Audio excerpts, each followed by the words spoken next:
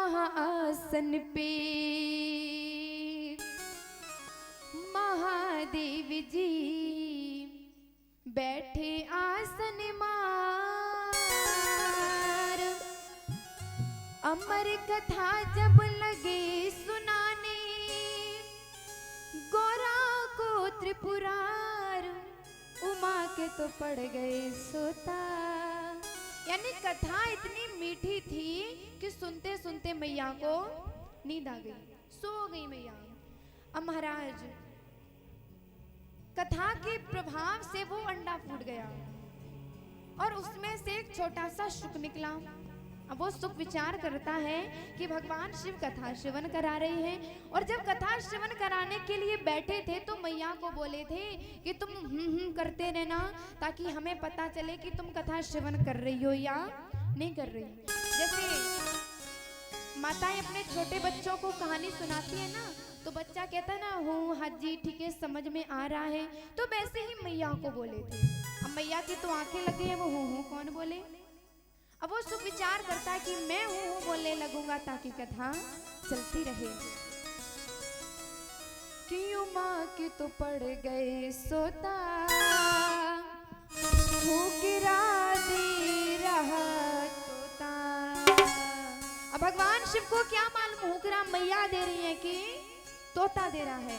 भगवान शिव के पीछे बैठा बैठा हूँ कर रहा है। विचार करो कि जब एक तोता हुंकरा देता होगा तो कितना सुंदर लगता होगा। आइएगा बड़े ही भाव के साथ चलेंगे।